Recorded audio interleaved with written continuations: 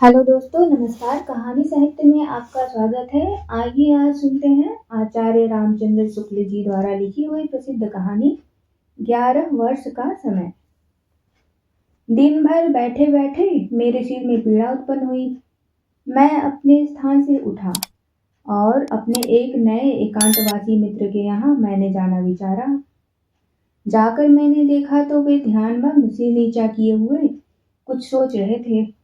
मुझे देखकर कुछ आश्चर्य नहीं हुआ, क्योंकि यह कोई नई बात नहीं थी। उन्हें थोड़े ही दिन पूर्व से इस देश में आए हुआ है। नगर में उनसे मेरे सिवा और किसी से विशेष जान पहचान नहीं है, और न वह विशेषता किसी से मिलते जुलते ही हैं। केवल मुझसे मेरे भाग्य से वे मित्र भाव रखते हैं। उदास तो वे हर समय रहा करते हैं। कई बार उनसे मैंने इस उदासीनता का कारण पूछा भी, किंतु मैंने देखा कि उसके प्रकट करने में उन्हें एक प्रकार का दुख सा होता है। इसी कारण मैं विशेष पूछताछ नहीं करता। मैंने पास जाकर कहा, मित्र, आज तुम बहुत उदास जान पड़ते हो। चलो थोड़ी दूर तक घुमावें, चित्त बहल जाएगा।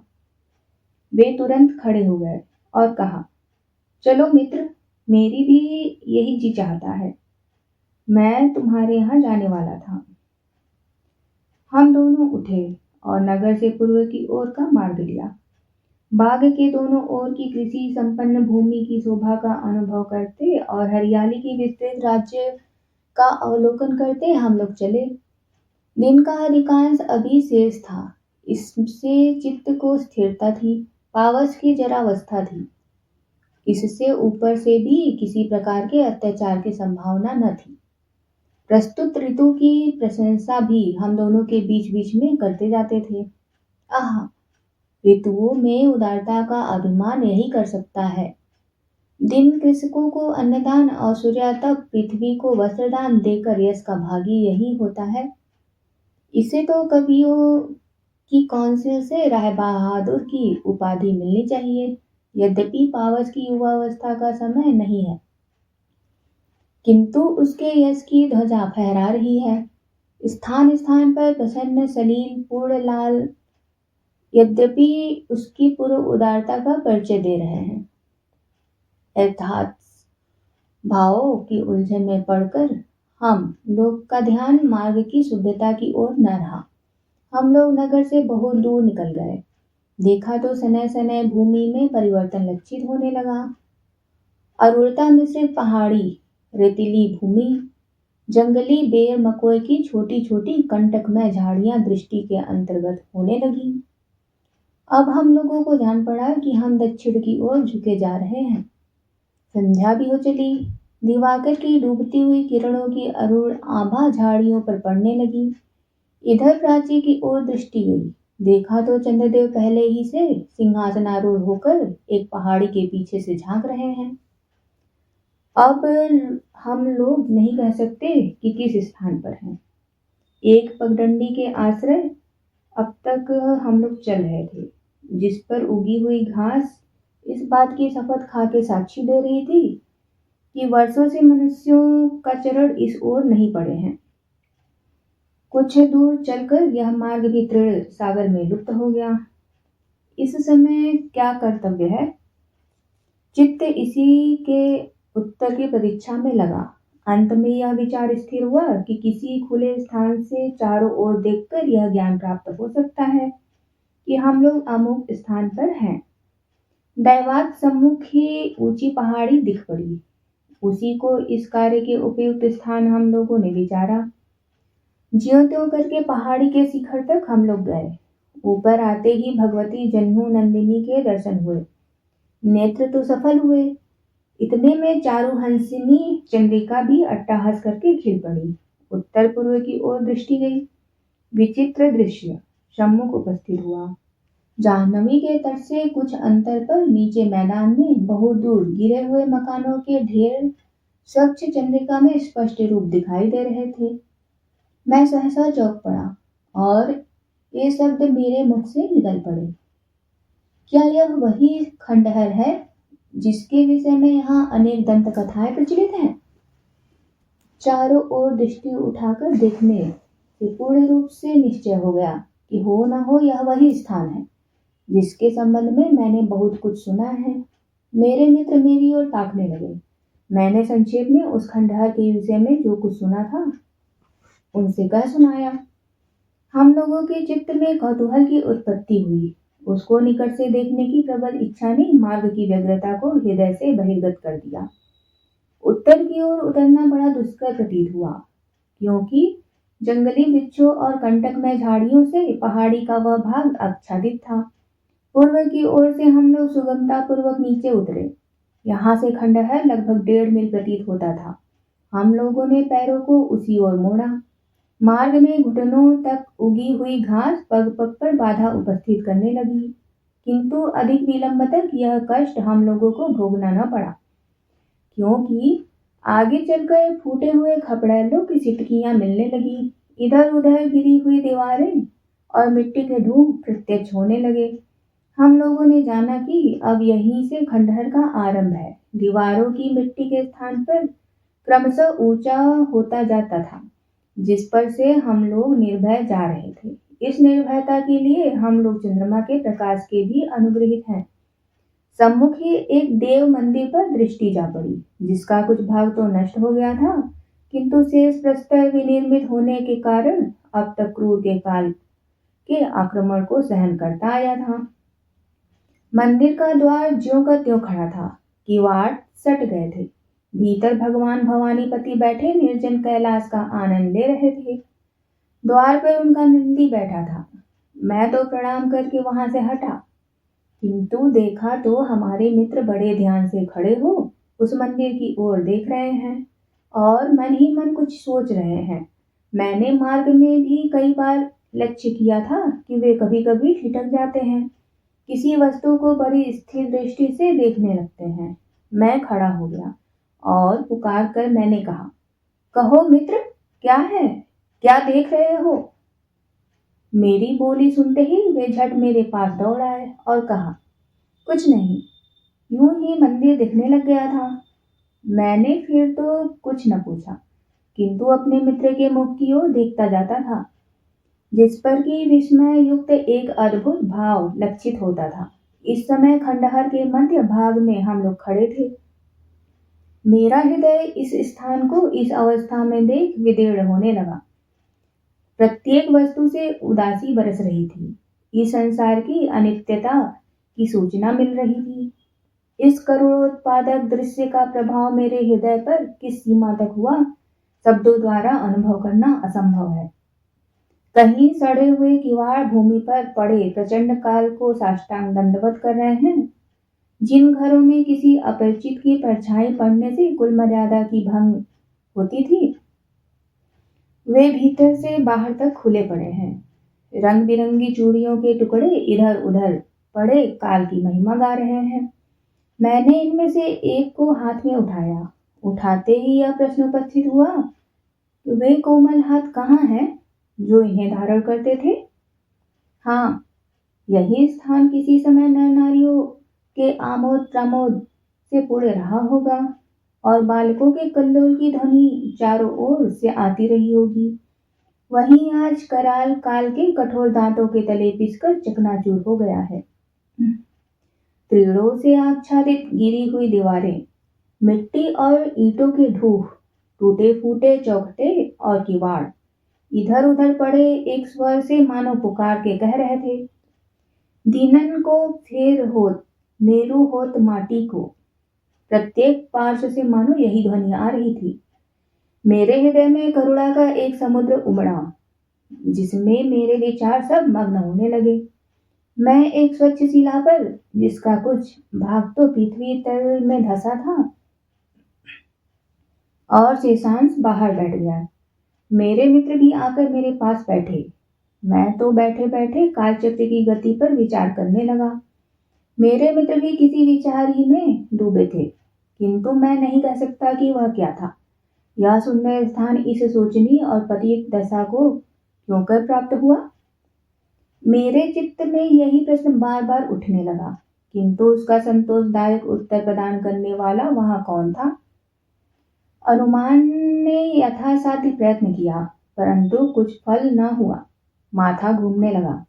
न जाने कितने और किस किस प्रकार के विचार मेरे मस्तिष्क से होकर दौड़ गए।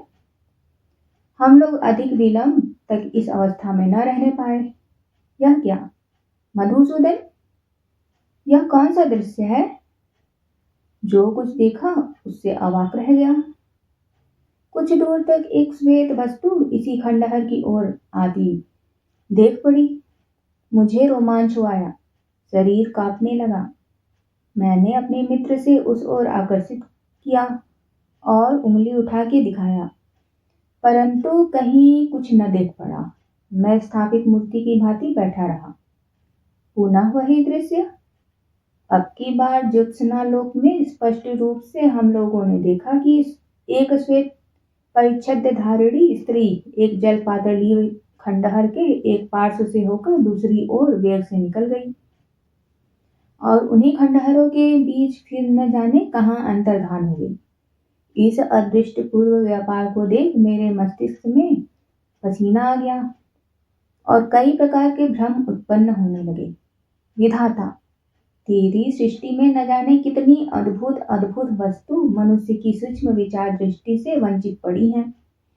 यद्यपि मैंने इस स्थान विशेष के संबंध में अनेक भयानक वार्ताएं सुन रखी थी, किंतु मेरे हृदय पर भय का विशेष संचार न हुआ। हम लोगों को प्रेतों पर भी इतना दृढ़ विश्वास न था, नहीं तो हम लोगों दोनों का एक क्षण भी उस स्थान पर ठहरना दुष्कर हो जाता। रात्रि भी अधिक व्यतीत होती जाती थी। हम दोनों को अब यह चिंता हुई कि यह स्त्री कौन है। इसका उचित परिशोध अवश्य लगाना चाहिए। हम दोनों अपने स्थान से उठे और जिस ओर वह स्त्री जाती हुई देख पड़ी थी उसी ओर चले। अपने चारों ओर प्रत्येक स्थान को भली प्रकार देखते हम लोग गिरे हुए मकानों के भीतर जा जाके श्रृंगारों के स्वच्छंद विहार में बाधा डालने लगे। अभी तक तो कुछ ज्ञात न हुआ। यह बात हम लोगों के मन में निश्चय हो गई थी कि हो न हो वह स्त्री खंडहर के किसी गुप्त भाग में गई है। गिरी हुई दीवारों की मिट्टी और ईंटों के ढेर से इस समय हम लोग प्रवृत्त थे। बाह्य जगत की कोई वस्तु दृष्टि के अंतर्गत न थी। हम लोगों को जान पड़ता था कि किसी दूसरे संसार में खड़े हैं। वास्तव में खंडहर के एक भयानक भाग में इस समय हम लोग खड़े थे। सामने एक बड़ी ईंटों की दीवार दिख पड़ी, जो औरों की अपेक्षा अच्छी दशा में थी। इसमें एक खुला हुआ द्वार था। इसी द्वार से हम दोनों ने इसमें प्रवेश किया। भीतर एक विस्तृत आंगन था, जिसमें बेर और बबूल के पेड़ स्वच्छंदता पूर्वक खड़े उस स्थान को मनुष्य जाति संबंध से मुक्त सूचित करते थे। इसमें पैर धरते ही मेरे मित्र की दशा कुछ और हो गई और वे चट बोल पड़े, मित्र, मुझे ऐसा जान पड़ता है कि जैसे मैंने इस स्थान को और कभी देखा हो। यही नहीं, कह सकता कब। प्रत्येक वस्तु यहाँ की पूर्व परिचित सी जान पड़ती है। मैं अपने मित्र की ओर ताकने लगा। उन्होंने आगे कुछ न कहा। मेरा चित्त इस स्थान के अनुसंधान करने को मुझे बाध्य करने लगा। इधर उधर देखा तो एक ओर मिट्टी पड़ते पड़ते दीवार की ऊंचाई के अर्ध भाग तक वह पहुंच गई थी। इस पर से होकर हम दोनों दीवार पर चढ़ गए। दीवार के नीचे दूसरे किनारे में चतुर्दिक दृष्टि एक कोठरी दिखाई दी। मैं उसमें उतरने का यत्न करने लगा। बड़ी सावधानी से एक उखड़ी हुई ईंट पर पैर रखकर हम दोनों नीचे उतर गए। यह कोठरी ऊपर से बिल्कुल खुली थी, इसलिए चंद्रमा का प्रकाश इसमें बेरोक टोक आ रहा था। कोठरी के दाहिनी ओर एक द्वार दिखाई दिया, जिसमें एक जड़ किवाड़ लगा हुआ था। हम लोगों ने निकट जाकर किवाड़ को पीछे की ओर धीरे से धकेला तो जान पड़ा कि वे भीतर से बंद है। मेरे तो पैर कांपने लगे। पुनः साहस धारण कर हम लोगों ने किवाड़ के छोटे छोटे रंध्रों से झांका तो एक प्रशस्त कोठरी दिख पड़ी। एक कोने में मंद मंद एक प्रदीप जल रहा था, जिसका प्रकाश द्वार तक न पहुंचता था। यदि प्रदीप उसमें न होता तो अंधकार के अतिरिक्त हम लोग और कुछ न देख पाते। हम लोग कुछ काल तक स्थिर दृष्टि से उसी ओर देखते रहे। इतने में एक स्त्री की आकृति दिख पड़ी। जो हाथ में कई छोटे पात्र लिए उस कोठरी में प्रकाशित भाग में आई। अब तो किसी प्रकार का संदेह न रहा। एक बेर इच्छा हुई कि किवाड़ खटखटाए, किंतु कई बातों का विचार करके हम लोग ठहर गए। जिस प्रकार से हम लोग कोठरी में आए थे, धीरे धीरे उसी प्रकार निःशब्द दीवार से होकर फिर आंगन में आए। मेरे मित्र ने कहा, इसका शोध अवश्य लगाओ कि यह स्त्री कौन है। अंत में हम दोनों आड़ में इस आशा से कि कदाचित वह फिर बाहर निकले बैठे रहे। पौन घंटे लगभग हम लोग इसी प्रकार बैठे रहे। इतने में वही श्वेत वसन धारिणी स्त्री आंगन में सहसा आकर खड़ी हो गई। हम लोगों को यह देखने का समय न मिला कि वह किस ओर से आई। उसका अपूर्व सौंदर्य देखकर हम लोग स्तंभित व चकित रह गए। चंद्रिका में उसके सर्वांग की सुंदरता स्पष्ट जान पड़ती थी। गौरवर्ण शरीर किंचित छीड़ और आभूषणों से सर्वथा रहित मुख उसका, यद्यपि उस पर उदासीनता और शोक का स्थायी निवास लक्षित होता था, एक अलौकिक प्रशांत कांति से दीप्यमान हो रहा था। सौम्यता उसके अंग अंग से प्रदर्शित होती थी। वह साक्षात देवी जान पड़ती थी। कुछ काल तक किंकर्तव्य विमूढ़ होकर स्तब्ध लोचनों से उसी ओर हम लोग देखते रहे। अंत में हमने अपने को संभाला और इसी अवसर को अपने कार्योपयुक्त विचारा। हम लोग अपने स्थान पर से उठे और तुरंत उस देवी रूपड़ी के सम्मुख हुए। वह देखते ही वेग से पीछे हटी। मेरे मित्र ने गिड़गिड़ा के कहा, देवी, ढिठाई क्षमा करो, मेरे भ्रमों का निवारण करो। वह स्त्री क्षण भर चुप रही, फिर स्निग्ध और गंभीर स्वर से बोली, तुम कौन हो और क्यों मुझे व्यर्थ कष्ट देते हो? इसका उत्तर ही क्या था? मेरे मित्र ने फिर विनीत भाव से कहा, देवी, मुझे बड़ा कौतूहल है, दया करके यहाँ का सब रहस्य कहो। इस पर उसने उदास स्वर में कहा, तुम हमारा परिचय लेके क्या करोगे? इतना जान लो कि मेरे समान अभागिनी इस समय इस पृथ्वी मंडल में कोई नहीं है। मेरे मित्र से न रहा गया। हाथ जोड़कर उन्होंने फिर निवेदन किया, देवी, अपने वृत्तांत से मुझे परिचित करो। इसी हेतु हम लोगों ने इतना साहस किया है। मैं भी तुम्हारे ही समान दुखिया हूँ। मेरा इस संसार में कोई नहीं है। मैं अपने मित्र का यह भाव देखकर चकित रह गया। स्त्री ने करुण स्वर से कहा, तुम मेरे नेत्रों के सम्मुख भुला भुलाया मेरा दुख फिर से उपस्थित करने का आग्रह कर रहे हो। अच्छा, बैठो। मेरे मित्र ने एक पत्थर पर बैठ गए। मैं भी उन्हीं के पास जा बैठा। कुछ काल तक सब लोग चुप रहे। अंत में वह स्त्री बोली, इसके प्रथम कि मैं अपना वृत्तांत तुम्हें परिचित करूं, तुम्हें शपथ पूर्वक यह प्रतिज्ञा करनी होगी कि तुम्हारे सिवा यह रहस्य संसार में और किसी के कानों तक न पहुंचे, नहीं तो इस स्थान पर रहना दुष्कर हो जाएगा और आत्महत्या ही मेरे लिए एकमात्र उपाय शेष रह जाएगा। हम दोनों के नेत्र गीले हो गए। मेरे मित्र ने कहा, देवी, मुझसे तुम किसी प्रकार का भय न करो, ईश्वर मेरा साक्षी है। स्त्री ने तब इस प्रकार का कहना आरंभ किया, यह खंडहर जो तुम देखते हो, आज से 11 वर्ष पूर्व एक सुंदर ग्राम था। अधिकांश ब्राह्मण क्षत्रियों की इसमें बस्ती थी। यह घर जिसमें हम लोग बैठे हैं, चंद्रशेखर मिश्र नामी एक प्रतिष्ठित और कुलीन ब्राह्मण का निवास स्थान था। घर में उनकी स्त्री और एक पुत्र था। इस पुत्र के सिवा उन्हें और कोई संतान न थी। आज 11 वर्ष हुए। मेरा विवाह उसी चंद्रशेखर के पुत्र के साथ हुआ था। इतना सुनते ही मेरे मित्र सहसा चौंक पड़े। हे परमेश्वर, यह सब स्वप्न है या प्रत्यक्ष? ये शब्द उनके मुख से निकले ही थे कि उनकी दशा विचित्र हो गई। उन्होंने अपने को बहुत संभाला और फिर संभल कर बैठे। वह स्त्री उनका यह भाव देखकर विस्मित हुई और उसने पूछा, क्यों, क्या है? मेरे मित्र ने विनीत भाव से उत्तर दिया, कुछ नहीं, यूं ही मुझे एक बात का स्मरण आया, कृपा करके आगे कहो। स्त्री ने फिर कहना प्रारंभ किया, मेरे पिता का घर काशी में मोहल्ले में था। विवाह के 1 वर्ष पश्चात ही इस ग्राम के एक भयानक दुर्घटना उपस्थित हुई। यहीं से मेरे दुर्दमनीय दुख का जन्म हुआ। संध्या को सब ग्रामीण अपने अपने कार्य से निश्चित होकर अपने घरों को लौटे। बालकों का कोलाहल बंद हुआ। निद्रा देवी ने ग्रामीणों की चिंता सुने हृदयों में अपना डेरा जमाया। आधी रात से अधिक बीत चुकी थी। कुत्ते भी थोड़ी देर भौंककर अंत में चुप हो रहे थे।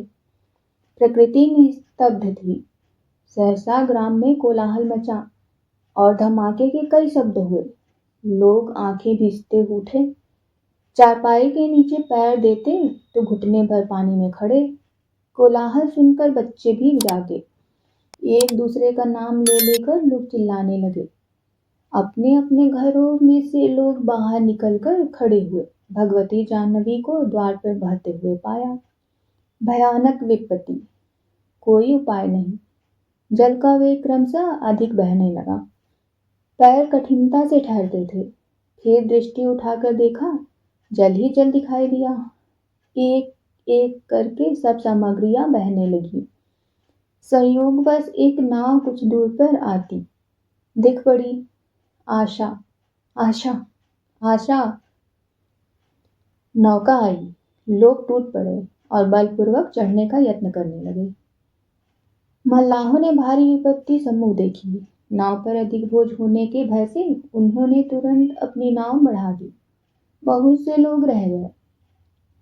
नौका पवन गति से गमन करने लगी। नौका दूसरे किनारे पर लगी। लोग उतरे। चंद्रशेखर मिश्र भी नाव पर से उतरे और अपने पुत्र का नाम लेके पुकारा। कोई उत्तर न मिला। उन्होंने अपने साथ ही उसे नाव पर चढ़ाया था, किंतु भीड़ भाड़ नाव पर अधिक होने के कारण वह उनसे पृथक हो गया। मिश्र जी बहुत घबराए और तुरंत नाव लेकर लौटे। देखा बहुत से लोग रह गए थे। उनसे पूछताछ किया, किसी ने कुछ पता न दिया। निराशा भयंकर रूप धारण करके उनके सामने उपस्थित हुई। संध्या का समय था। मेरे पिता दरवाजे पर बैठे थे। सहसा मिश्र जी घबराए हुए आते दिख पड़े। उन्होंने आकर आद्योपरांत पूर्वलिखित घटना कह सुनाई और तुरंत उन्मत्त की भांति वहां से चल दिए। लोग पुकारते ही रह गए। वे एक क्षण भी वहां न ठहरे। तब से फिर कभी वे दिखाई न दिए। ईश्वर जाने वे कहाँ गए। मेरे पिता भी दत्तचित्त होकर अनुसंधान करने लगे। उन्होंने सुना कि ग्राम के बहुत से लोग नाव पर चढ़ चढ़कर इधर उधर भाग रहे हैं। इसलिए उन्हें आशा थी कि इस प्रकार ढूंढते ढूंढते कई मास व्यतीत हो गए। अब तक वे समाचार की प्रतीक्षा में थे। उन्हें आशा थी, किंतु अब उन्हें चिंता हुई। चंद्रशेखर मिश्र का भी तब से कुछ समाचार न मिला। जहाँ जहाँ मिश्र जी का संबंध था, मेरे पिता स्वयं गए, किंतु चारों ओर से निराश लौटे। किसी का कुछ अनुसंधान न लगा। 1 वर्ष बीता, 2 वर्ष बीते, तीसरा वर्ष आरंभ हुआ। पिता बहुत इधर उधर दौड़े। अंत में ईश्वर और भाग्य के ऊपर छोड़कर बैठ रहे। तीसरा वर्ष भी व्यतीत हो गया। मेरी अवस्था उस समय 14 वर्ष की हो गई चुकी थी। अब तो मैं निर्बोध बालिका थी। अब क्रमशः मुझे अपनी वास्तविक दशा का ज्ञान होने लगा। मेरा समय भी अहर्निश इसी चिंता में अव्यतीत होने लगा। शरीर दिन पर दिन क्षीण होने लगा। मेरे देवतुल्य पिता ने यह बात जानी। वे सदा मेरे दुख भुलाने का यत्न करते रहते थे। अपने पास बैठाकर रामायण आदि की कथा सुनाया करते थे। पिता अब वृद्ध होने लगे थे। दिवा रात्रि की चिंता ने उन्हें और भी वृद्ध कर बना दिया। घर के समस्त कार्य संपादन का भार मेरे बड़े भाई के ऊपर पड़ा। उनकी स्त्री का स्वभाव बड़ा क्रूर था। कुछ दिन तक तो किसी प्रकार चला। अंत में वह मुझसे डाह करने लगी और कष्ट देना प्रारंभ किया। मैं चुपचाप सब सहन करती थी। धीरे धीरे आश्वास वाक्य के स्थान पर तीक्ष्ण वचनों से मेरा चित्त अधिक दुखाने लगी। यदि कभी मैं अपने भाई से निवेदन करती तो वे भी कुछ न बोलते, आनाकानी कर जाते। और मेरे पिता की वृद्धावस्था के कारण कुछ नहीं चल सकती थी। मेरे दुख को समझने वाला वहां कोई नहीं दिख पड़ता। मेरी माता का पहले ही परलोकवास हो चुका था। मुझे अपनी दशा पर बड़ा दुख हुआ। हाँ, मेरा स्वामी यदि इस समय होता तो क्या मेरी यही दशा होती? पिता के घर क्या इन्हीं वचनों के द्वारा मेरा सत्कार किया जाता? यही सब विचार करके मेरा हृदय फटने लगता था। अब क्रमशः मेरा हृदय मेघाच्छन्न होने लगा। मुझे संसार शून्य दिखाई देने लगा। एकांत में बैठकर मैं अपनी अवस्था पर अश्रु वर्षण करती। उसमें भी यह भय लगा रहता कि कहीं भौजाई न पहुंच जाए। एक दिन उसने मुझे इसी अवस्था में पाया तो तुरंत व्यंग्य वचनों द्वारा आश्वासन देने लगी। मेरा शोकार्त हृदय अग्निशिखा की भांति प्रज्वलित हो उठा, किंतु मौनावलंबन के सिवा अन्य उपाय ही क्या था। दिन दिन मुझे यह दुख असह्य होने लगा। एक रात्रि को मैं उठी, किसी से कुछ न कहा, और सूर्योदय के प्रथम ही अपने पिता का गृह मैंने परित्याग किया। मैं अब यह नहीं कह सकती उस समय मेरा क्या विचार था। मुझे एक बेर अपने पति के स्थान को देखने की लालसा हुई। दुख और शोक से मेरी दशा उन्मत्त की सी हो गई थी। संसार में मैंने दृष्टि उठा के देखा तो मुझे और कुछ न दिखलाई दिया, केवल चारों ओर दुख। सैकड़ों कठिनाइयां झेलकर अंत में मैं इस स्थान पर आ पहुंची। उस समय मेरी अवस्था केवल 16 वर्ष की थी। मैंने इस स्थान को उस समय भी प्रायः इसी दशा में पाया था। यहाँ आने पर मुझे कई चिन्ह ऐसे मिले जिनसे मुझे यह निश्चय हो गया कि चंद्रशेखर मिश्र का घर यही है। इस स्थान को देखकर मेरे आर्द्र हृदय का बड़ा कठोर आघात पहुंचा। इतना कहते कहते हृदय के आवेग ने शब्दों को उसके हृदय ही में बंदी कर रखा, बाहर प्रकट होने न दिया। क्षणिक पल गया तो वह चुप रही, सिर नीचा किए भूमि की ओर देखती रही। इधर मेरे मित्र की दशा कुछ और ही हो रही थी। लिखित चित्र की भांति बैठे हुए एकटक ताक रहे थे। इंद्रियां अपना कार्य उस समय भूल गई थी। स्त्री ने भी फिर कहना आरंभ किया। इस स्थान को देख मेरा चित्त बहुत दग्ध हुआ। हाँ, यदि ईश्वर चाहता तो किसी दिन मैं इसी गृह की स्वामिनी होती। आज ईश्वर को ने मुझको इस अवस्था में दिखलाया, इसके आगे किसका बस है। इन अनुसंधान करने पर मुझे 2 कुठरियां मिली, जो सर्व प्रकार से रक्षित और मनुष्य की दृष्टि से दुर्भेद्य थी। लगभग चारों ओर मिट्टी पड़ जाने के कारण किसी को उनकी स्थिति का संदेह नहीं हो सकता था। मुझे बहुत सी सामग्रियां भी इनमें से प्राप्त हुई, जो मेरी तुच्छ आवश्यकता के अनुसार बहुत थी। मुझे यह निर्जन स्थान अपने पिता के कष्टागार से प्रियतम प्रतीत हुआ। यही मेरे पति के बाल्यावस्था के दिन व्यतीत हुए थे। यही स्थान मुझे प्रिय है। यही मैं अपने दुखमय जीवन का शेष भाग उसी करुणालय जगदीश्वर की, जिसने मुझे इस अवस्था में डाला है, आराधना में बिताऊंगी। यही विचार मैंने स्थिर किया। ईश्वर को मैंने धन्यवाद दिया, जिसने ऐसा उपयुक्त स्थान मेरे लिए ढूंढ कर निकाला। कदाचित तुम पूछोगे कि इस अभागिनी ने अपने लिए इस प्रकार का जीवन क्यों उपयुक्त विचारा, तो उसका उत्तर है कि यह दुष्ट संसार भांति भांति की वासनाओं से पूर्ण है, जो मनुष्य को उसके सत्य पथ से विचलित कर देती है। दुष्ट और कुमार्गी लोगों के अत्याचार से बचा रहना भी कठिन कार्य है। इतना कहकर वह स्त्री ठहर गई। मेरे मित्र की ओर उसने देखा। वे कुछ मिनट तक काष्ठपुतलिका की भांति बैठे रहे। अंत में एक लंबी ठंडी सांस भर के उन्होंने कहा, ईश्वर, यह स्वप्न है या प्रत्यक्ष? स्त्री उनका यह भाव देखकर विस्मित हो रही थी। उसने पूछा, क्यों, कैसा चित्त है? मेरे मित्र ने अपने को संभाला और उत्तर दिया, तुम्हारी कथा का प्रभाव मेरे चित्त पर बहुत हुआ है, कृपा करके आगे कहो। स्त्री ने कहा, मुझे अब कुछ कहना शेष नहीं है। आज 5 वर्ष मुझे इस स्थान पर आए हुए संसार में किसी मनुष्य को आज तक यह प्रकट नहीं हुआ। यहाँ प्रेतों के भय से कोई पदार्पण नहीं करता, इससे मुझे अपने को गोपन रखने में विशेष कठिनता नहीं पड़ती। संयोगवश रात्रि में किसी की दृष्टि यदि मुझ पर पड़ी तो चुड़ैल के भ्रम से मेरे निकट आने तक का किसी को साहस न हुआ।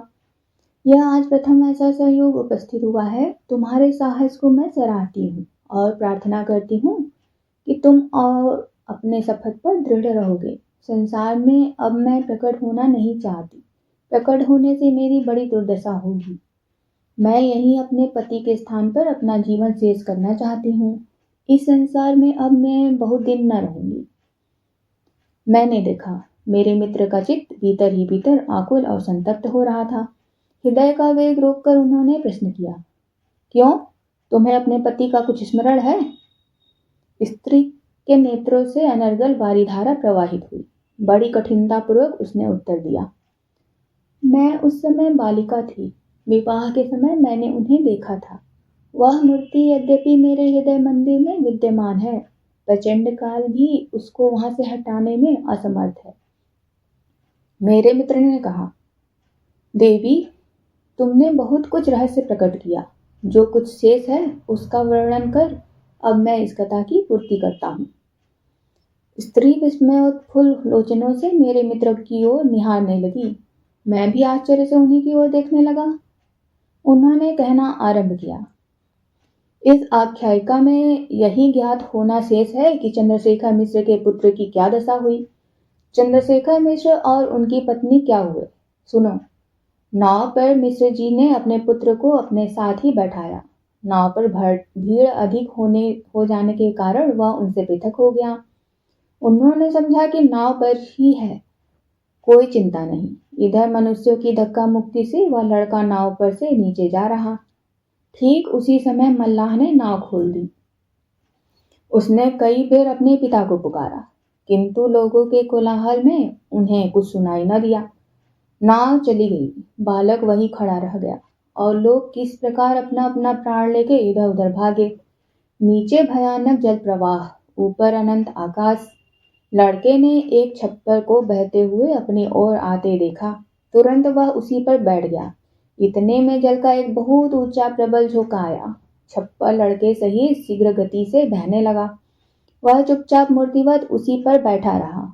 उससे यह ध्यान नहीं कि इस प्रकार तय दिन वह बहता रहा। वह भय और दुविधा से संज्ञाहीन हो गया था। संयोगवश एक व्यापारी की नाव, जिस पर रुई लदी थी, पूरब की ओर जा रही थी। नौका का स्वामी भी बजरे पर ही था। उसकी दृष्टि उस लड़के पर पड़ी। वह उसे नाव पर ले गया। लड़के की अवस्था उस समय मृत प्राय थी। अनेक यत्न के उपरांत वह होश में लाया गया। उस सज्जन ने लड़के की नाव पर बड़ी सेवा की। नौका बराबर चलती रही, बीच में कहीं न रुकी। कई दिनों के उपरांत कलकत्ते पहुंची। वह बंगाली सज्जन उस लड़के को अपने घर ले गया और उसने अपने परिवार में सम्मिलित किया। बालक ने अपने माता पिता को देखने की इच्छा प्रकट की। उसने उसे बहुत समझाया और शीघ्र अनुसंधान करने का वचन दिया। लड़का चुप हो रहा। इसी प्रकार कई मास व्यतीत हो गए। क्रमशः वह अपने पास के लोगों में हिल मिल गया। बंगाली महाशय के एक पुत्र था। दोनों में भातृ स्नेह स्थापित हो गया। वह सज्जन उस लड़के के भावी हित की चेष्टा में तत्पर हुआ। ईस्ट इंडिया कंपनी के स्थापित हुए एक अंग्रेजी स्कूल में अपने पुत्र के साथ साथ उसे भी वह शिक्षा देने लगा। क्रमशः उसे अपने घर का ध्यान कम होने लगा। वह दत्तचित्त होकर शिक्षा में अपना सारा समय देने लगा। इसी बीच कई वर्ष व्यतीत हो गए। उसके चित्त में अब अन्य प्रकार के विचारों ने निवास किया। अब पूर्व परिचित लोगों के ध्यान के लिए उसके मन में कम स्थान शेष रहा। मनुष्य का स्वभाव ही इस प्रकार का है। 9 वर्ष का समय निकल गया। इसी बीच एक बड़ी चित्ताकर्षक घटना उपस्थित हुई। बंगदेशी सज्जन के उस पुत्र का विवाह हुआ। चंद्रशेखर को भी पुत्र भी उस समय वहां उपस्थित था। उसने सब देखा। दीर्घ काल की निद्रा भंग हुई। सहसा उसे ध्यान हो आया, मेरा भी विवाह हुआ है, अवश्य हुआ है। उसे अपने विवाह का बारंबार ध्यान आने लगा। अपनी पाणिगृहीता भार्या का भी उसे स्मरण हुआ। स्वदेश में लौटने को उसका चित्त आकुल होने लगा। रात्रि दिन इसी चिंता में व्यतीत होने लगे। हमारे कतिपय पाठक हम पर दोषारोपण करेंगे कि हे न कभी साक्षात हुआ, न वार्तालाप हुआ, न लंबी लंबी कोर्टशिप हुई। यह प्रेम कैसा? महाशय, रुष्ट न होइए। इस अदृष्ट प्रेम का धर्म और कर्तव्य से घनिष्ठ संबंध है। इसकी उत्पत्ति केवल सदाशय और निस्वार्थ हृदय में ही हो सकती है। इसकी जड़ संसार के और प्रकार के प्रचलित प्रेमों से दृढ़तर और अधिक प्रशस्त है। आपको संतुष्ट करने को मैं इतना और कह देता हूँ कि इंग्लैंड के भूतपूर्व प्रधानमंत्री लॉर्ड बेकनफील्ड का भी यही मत था। युवक का चित्त अधिक डावाडोल होने लगा। एक दिन उसने देवतुल्य सज्जन पुरुष से अपने चित्त की अवस्था प्रकट की और बहुत विनय के साथ विदा मांगी। आज्ञा पाकर उसने स्वदेश की ओर यात्रा की। देश में आने पर उसे विदित हुआ कि ग्राम में अब कोई नहीं। उसने लोगों से अपने माता पिता के विषय में पूछताछ किया। कुछ थोड़े दिन हुए वे दोनों इस नगर में थे। अब वे तीर्थ स्थानों के देशाटन कर रहे हैं। वह अपनी धर्मपत्नी के दर्शनों की अभिलाषा से सीधे काशी गया। वहां तुम्हारे पिता का घर का वह अनुसंधान करने लगा। बहुत दिनों के पश्चात तुम्हारे ज्येष्ठ भ्राता से उसका साक्षात हुआ, जिससे तुम्हारे संसार से सहसा लोप हो जाने की बात ज्ञात हुई। वह निराश होकर संसार में घूमने लगा। इतना कहकर मेरे मित्र चुप हो रहे। इधर शेष भाग सुनने को हम लोगों का चित्त उब रहा। आश्चर्य से उन्हीं की ओर हम ताक रहे थे। उन्होंने फिर उसी स्त्री की ओर देखकर कहा, कदाचित तुम पूछोगी कि इस समय वह कहाँ है। यही वह अभागा मनुष्य तुम्हारे सम्मुख बैठा है। हम दोनों के शरीर में बिजली सी दौड़ गई। वह स्त्री भूमि पर गिरने लगी। मेरे मित्र ने दौड़कर उसको संभाला। वह किसी प्रकार उन्हीं के सहारे बैठी। कुछ क्षण के उपरांत उसने धीमे स्वर में मेरे मित्र से कहा, अपना हाथ दिखाओ। उन्होंने चट अपना हाथ फैला दिया, जिस पर एक काला तिल दिखाई दिया। स्त्री कुछ काल तक उसी को देखती रही, फिर मुख ढककर सिर नीचा करके बैठी रही। लज्जा का प्रवेश हुआ, क्योंकि यह एक हिंदू रमणी का उसके पति के साथ प्रथम संयोग था। आज इतने दिनों के उपरांत मेरे मित्र का गुप्त रहस्य प्रकाशित हुआ। उस रात्रि को मैं अपने मित्र का खंडहर में अतिथि रहा। सवेरा होते ही हम सब लोग प्रसन्नचित्त नगर में आए। अगर आपको मेरे द्वारा सुनाई हुई कहानियाँ पसंद हैं तो प्लीज़ मुझे सब्सक्राइब करें और सपोर्ट करें। धन्यवाद।